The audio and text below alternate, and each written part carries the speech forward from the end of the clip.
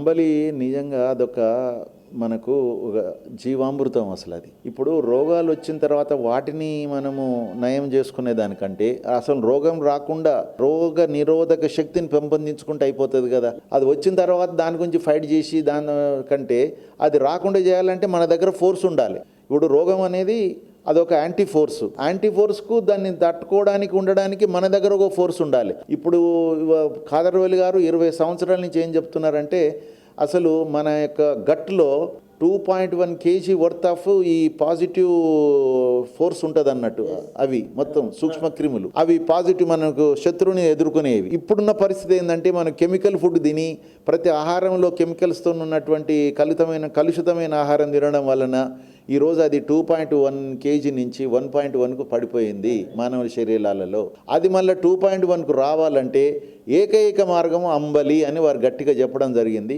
అంబలి ఎంత సింపుల్ అంటే మీ ద్వారా అందరికీ కూడా తెలవాలనే ఉద్దేశం మీద నేను విపులీకరిస్తాను. మనిషికి 2.5 గ్రాముల చొప్పున మనకున్నటువంటి 5 ఈ సిరిధాన్యాలు, కొర్రలు, అండుకొర్రలు, సామెలు, ఊదెలు, అరికలు, వీటిని సిరిధాన్యాలని పేరు పెట్టారు ఖాదర్వేలి గారు ఈ మిల్లెట్స్కు. ఆ మిల్లెట్ని ఏదైతుందో ఇంట్లో ఇద్దరు ఉన్నారనుకోండి, భార్య భర్తలు, ఇద్దరికంటే 2.5 అంటే 5 గ్రాములు ఆ మిల్లెట్ తీసుకోవాలి.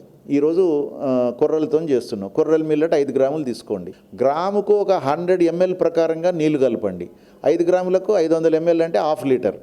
అంటే మీరు ఏం చేయండి, 1 లీటరు పట్టేటువంటి ఒక చిన్న కుండ తీసుకొని అందులో 5 గ్రాములు ఈ మిల్లెట్ వేసేసి అందులో ఒక 1/2 లీటర్ వాటర్ వేసేసి దాన్ని ఉదయం పూట దాన్ని అట్లా మూత పెట్టేసేసి మీరు ఉంచండి.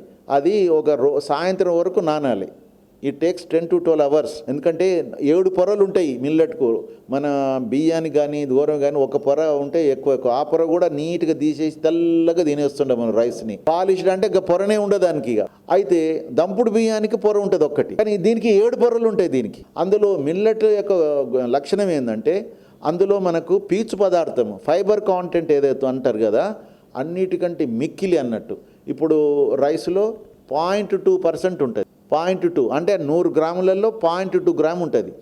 అదే గోధుమలో 1.2 ఉంటుంది. అదే రాగిలో 3 గ్రామ్స్ ఉంటుంది.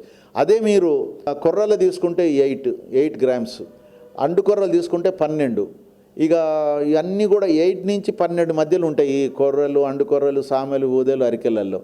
కాబట్టి ఇంత పీచు పదార్థం ఉండడం వలన మనకు అన్ని తీర్ల శరీరానికి చాలా ఆరోగ్యకరమైనటువంటి శక్తి వస్తుంది. దానికి మనకు ఎలాంటి మలబద్ధకం కానీ శరీరంలో ఉన్నటువంటి విషతుల్యమైన ఆహారాలు అన్నిటిని బయటికి పంపించే కార్యక్రమం ఉంటుంది దానికి. దాని తర్వాత మనకు ఈ అంబలి తాగడం వలన మనకేమవుతుందంటే మనకు పాజిటివ్ ఫోర్సులు మన కడుపులో తయారవుతుంది అన్నట్టు. దాన్ని ఏం చేయాలి, ఉదయం నుంచి సాయంత్రం నానబెట్టాలి 5 గ్రాములని. రాత్రిపూట దాన్ని ఉడకబెట్టాలి. ఎంతసేపు, ఒక 15 నిమిషాలు, ఎక్కువద్దు. 15 నిమిషాలు దాన్ని ఉడకబెట్టిన తర్వాత ఒక తెల్ల గుడ్డతోని ఆ కుండ మీద కట్టేయాలి. గుడ్డ మీద, మళ్ళీ కుండ మీద పడకుండా గుడ్డ ఓన్లీ మూతి వరకే కట్టేసేస్తే అది రాత్రంతా ఉండి ఉదయం వరకు పులుస్తుంది అన్నట్టు. పులియడం అంటే ఫర్మెంట్ అవుతుంది. ఫర్మెంట్ అంటే ఏమన్నా అందులో పాజిటివ్ ఎంజైమ్స్ మన తరఫున కొట్లాడేటువంటి ఫోర్సు తయారైంది. దాన్ని మనం ఆహార రూపకంగా తీసుకుంటాం. ఒక గ్లాస్, ఓన్లీ 1 గ్లాస్, ఒక గ్లాస్ తీసుకుంటే ఏమవుతుందంటే ఇదే మీరు తీసుకుంటే 3 నెలల్లో మీకు ఈ ఫోర్స్ 1.1 దగ్గర ఉన్నటువంటి కేజీ అది పెరుగుతూ వస్తుంటుంది అన్నట్టు. తర్వాత మీకు అనవసరమైన రోగాల లోపల ఏవి రావిగా. నువ్వు రోగమే రానప్పుడు ఇక నీకు బాగా చేయించుకునేది ఏముంది ఇక. కాబట్టి అంబలిని అందుకని అందరికీ ఏమంటున్నా, మీకున్న అలవాట్లని నేను కూడా మానుకోమంటే నేను ఇప్పుడే దీన్ని కొత్తగా ఈ అలవాటు చేసుకోండి.